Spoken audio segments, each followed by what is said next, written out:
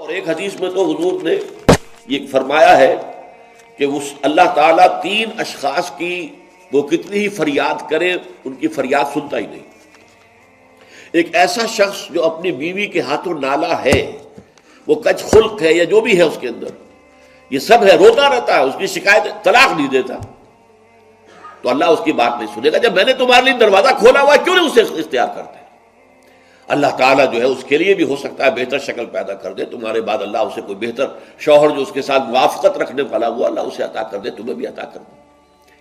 اسی طریقے سے ایک شخص ہے جو قرض دیتا ہے، نہ تحریر لیتا ہے، نہ جو ہے اس کے اوپر گواہی کرتا ہے، بعد میں روتا ہے۔ جب اللہ نے حکم دیا ہوا بھائی قرض دو تو اس کے اوپر جو ہے تم گواہی کر لو، تحریر کرو۔ اللہ کا حکم اس وقت نہیں کرے، اس وقت تو محبت آڑے آ جاتی ہے۔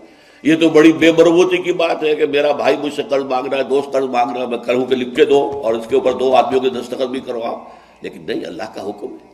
اب اگر تم نے وہ حکم نہیں مانا، اب مت رو، اللہ تعالیٰ تمہاری جو ہے وہ جو بھی تمہاری فریاد نہیں سنے گا۔ یہ میں روایت آپ کو سنا دیتا ہوں۔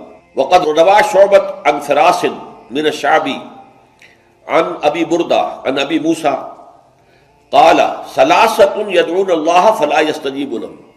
3 قسم کے لوگ وہ ہیں جو اللہ کو سے دعائیں کرتے ہیں، اللہ ان کی دعا قبول نہیں کرتا۔ رجل كانت له امرأة سيئة الخلق فلم يطلقها، ایک آدمی وہ ہے جس کی بیوی جو ہے وہ بہت ہی کج خلق ہے لیکن اسے طلاق نہیں دیتا۔